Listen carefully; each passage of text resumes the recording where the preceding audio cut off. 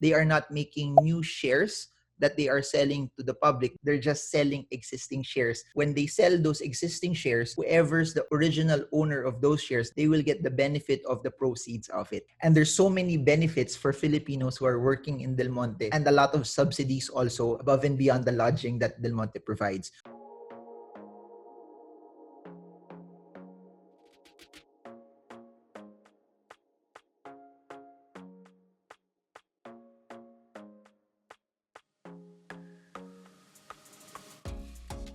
Hi everyone. So in this video, let's talk about the Del Monte IPO, which is also coming in the coming weeks and months as well. This is our primer on the Del Monte IPO to give you more details and insights on what's going on to further help you if this is something that fits your investment profile or not. This is different from the Del Monte that's listed in the stock exchange right now, which has a ticker code of DELM. That one listed via secondary offering last 2013. And I remember that quite well because I had the chance to meet their executives. We had dinner with them. And in the same way also, they brought us to show their cannery in Cagayan de Oro. Then we also got to see their farm in Bukidnon. I was able to see a variety of pineapples, smaller pineapples. We saw the farm, we saw everything. We saw also how high-tech their equipment is. Yung natitikman natin na pineapple are the ones from Tagaytay, which is way different from the ones that are available in Bukidnon. So when I tried it for the first time there, cut right in front of me, it was so different. It was so sweet. The type of pineapple and the quality that they have there is so amazing. And from what they told me when we went on to that trip, what makes the pineapple in Bukidnon different is because the elevation that they have there, the right temperature, the technology that they have, and also the seeds that they're putting into. The stock of it shot up today, mainly because of this IPO as well, because one of the companies that will benefit also off of this IPO sale will be the main mother company. When people are asking, di ba listed na yan? This is a different one. This is the local unit of the worldwide Del Monte conglomerate. So we're now segregating the two. When we are talking about the one that will list in the Philippine Stock Exchange, we are just talking about the local counterpart of it. Similar to the Monte Philippines IPO, we're going to do a deep dive on a later video, looking at valuations, looking at EPS, looking at dividends. But this is also to give you a primer also, so that at least you know what you're getting into. But before all of that also, I just want to remind all of you, no matter how much I talk about it here in this podcast, never ever buy, sell, hold, or avoid this stock just because it's talked about here, or never ever also listen to an advice of a friend just to buy or invest into something. It has to be your decision. You have to build a firm conviction whether you want to invest in it or not, because it's your money, it's your responsibility, and you have to take the time to build the knowledge in it. Because similar to Bitcoin, similar to cryptocurrencies, the stock market, although it's a bit safer, it's still a game of conviction. It's still a game of you knowing what you're getting into. So first things first, let's start everything off with the price. The max listing price will be at 54.8 pesos, and they are selling 699,330,000 secondary shares, and there's an over-allotment option of 104,899,500 common shares. Every time it's a secondary offer, they are not making new shares that they are selling to the public. They're just selling existing shares. When they sell those existing shares, whoever's the original owner of those shares, they will get the benefit of the proceeds of it. The company has been in the Philippines for 90 plus years already. They started off in the 1920s. And the background of it, it was a collaboration between Filipinos and Americans, and they used seeds from Hawaii, which at that time, it got devastated by volcanic eruption. Similar to Mondenisin, they have brand attached to it. Everyone knows who Del Monte is. What they're selling, if you take a look at it, pineapple is considered a commodity, but what makes them so different is yung pineapple nila, sobrang tamis, and then they have acres of it that they are also exporting. And when we visited the site in 2013, when you go there, it's a large community that a lot of people who are working there are also living there. And there's so many benefits for Filipinos who are working in Del Monte, and a lot of subsidies also above and beyond the lodging that Del Monte provides. So again, as what I've mentioned, for Mondenisin, their highlight will be always Lucky Me. For this one, you will see this. Yung ginagamit natin sa spaghetti, a lot of spaghetti sauce. Above and beyond the spaghetti sauce, they have noodles and elbow macaroni. They have a lot of quick and easy meals that they're selling. Then the Del Monte ketchup that we all use, the banana and the tomato ketchup. Then they also have another brand, which is part of Del Monte, which is also used for pasta, Contadina. They have spaghetti, they have penne, then they also sell different oils. Their canned products, you have slices, tidbits, chunks, fruit cocktail. Then you have their juices also that are in cans that a lot of people who like to be healthy, who drink pineapple juices, drink. Then you also have their Tetra Pak. And then this one, they have Fit and Right. This was something that I was a fan of, especially when I was younger. Yung nagpapapayat ako. By the way, everything that I'm sharing to you right now is available via the prospectus, which is available for investors also to see. None of the data that I'm saying here is not exclusive. It's something that's available for you guys to also have a deep dive on. At the end of December 31, DMPI has a leading market share in the Philippines across a range of 88% in packaged pineapple, 87% in tomato sauce, 74% in packaged mixed fruit, and 39% in spaghetti sauce.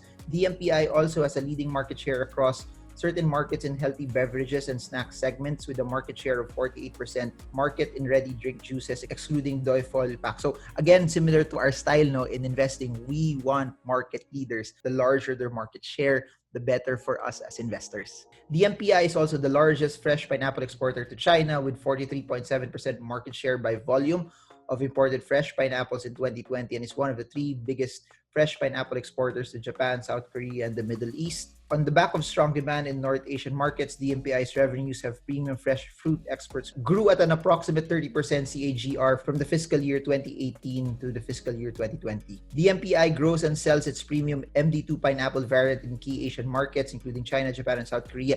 By the way, no, yung MD2 na pineapple na to, ito yung sobrang tamis na pag kumakain kayo sa Korean restaurant. Bakit ang tamis ng pineapple nila? That's the type of pineapple that Del Monte is exporting to them. DMPI has strong profitability and cash flow generation. In the fiscal year of 2020, the company generated 3.4 billion pesos in net income, translating into a 10.9% net profit margin, and generated 5.6 billion in cash flows from operations. In the Philippines, the company will continue to expand its product offering, exploring options to enter large adjacent categories with differentiated products that leverage the strength of the Del Monte brand. The company's premium fresh fruit section in particular has high barriers to entry as the MD2 pineapple requires specific growing conditions. That's what makes Del Monte very, very interesting, very, very different because of Bukidnon, the soil, the elevation, the technology that they have, and also the seedlings that they're putting in there.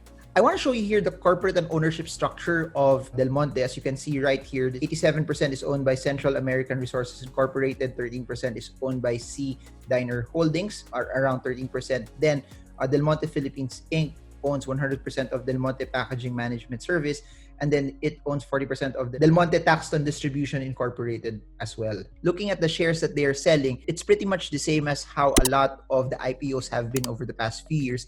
70% will be for institutions, and then the remaining 30% would be given out to local trading partners and also to retailers. So that 70%, by the way, is around 489 million shares that will be sold to institutions. Then you have around 209 million, which comprises the 30%, which would be sold to local trading participants and retailers. So again, similar to a lot of the IPOs, it will always be an institution play. Institutions always get a larger amount of the IPO. Again, this is something also that's a bit larger in terms of the money that they're trying to raise. But the name of the game for companies, that's why they go into an IPO, is because they want to raise capital.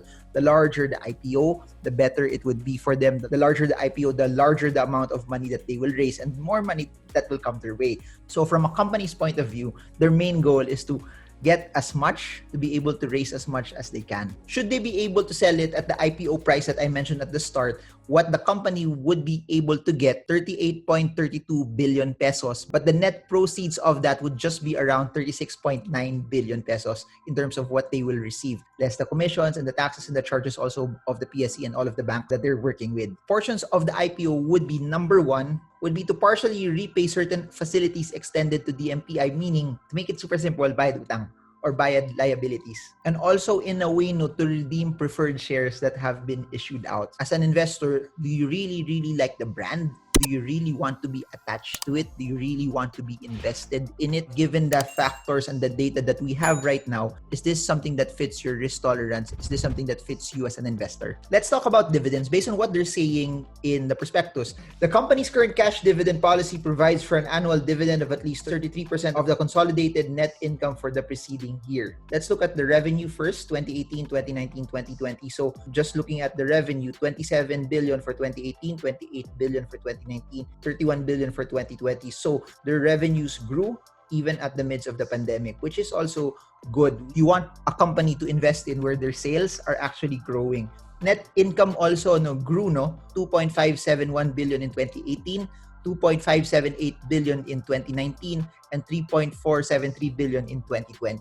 So far, this is what we've discussed for this. If you guys also have any other questions attached to this, put them in the comment section below, and then we'll try to answer it also in the next few videos. So just to recap everything, so what's listing right now is something separate from the international conglomerate that's listed in the market right now. This is purely the Philippine business of Del Monte. What you are buying here is the brand. What you're buying here is its direct connection to the consumption-driven economy of the Philippines, but above and beyond them selling to the Philippines, they are also exporting to the world.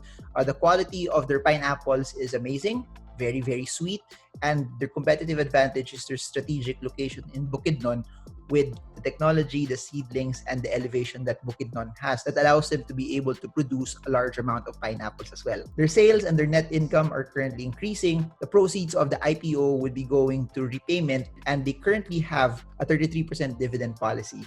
So in the next few videos, we're gonna talk more about this. But do let me know, is this something that's interesting for you? Do you like Del Monte as a whole? Is this something that you will buy, or do you like Mondenisin more as an investment? So if you guys like more of this, appreciate it if you could like, share, subscribe, and smash the bell so you get updated every time I come up with new content like this. And just want to promote 2 events coming this May. I have a technical analysis course, Stock Smarts, coming next week already. For the first 2 Saturday and Sundays of May, we're going to do a deep dive in technicals. We're going to talk about support and resistance, trend lines, candlestick patterns. We're going to talk about MACD, moving average, RSI, ADX. We're going to talk about parabolic SAR, Bollinger Bands, Fibonacci retracements.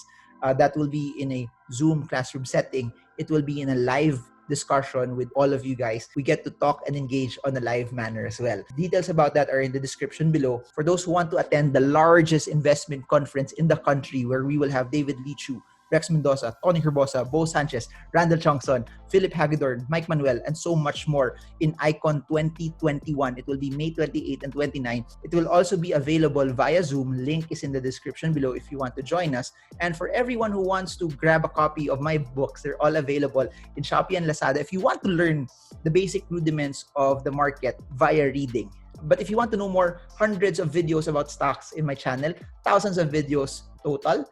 And by the way, for those who want to invest in crypto markets and US markets, you can invest in US markets $50 only to buy a stock via eToro. And if you want to invest in the crypto market, you can take a look at Binance. I use both of them. They're amazing. In my opinion, it's something worth getting into as long as you studied it. I'll end it with this. I hope that this video is something that encourages you to take the time to study more. I hope this video encourages you that in the prime years of your life, you are setting aside money, your talent also, and your time to learn which companies are worth investing into. Because at the end of the day, it would be better still, even though that there's volatility, and I know I've been saying this all the time, better invest your money with a chance of volatility than waste it on things that don't matter in the grand scheme of things. Because at the end of the day, what matters more is while you're young, while you have the ability to do so, you have to massively invest. Because no one will work hard for your money than you. Lalo na ngayon, we are in the midst of a recession. You have to put money in the ground because there's so much opportunity right now. So that's it for now. This is Marvin Germo. I hope this video helps you trade well, trade strong, trade smart. See you all again soon, and God bless you all.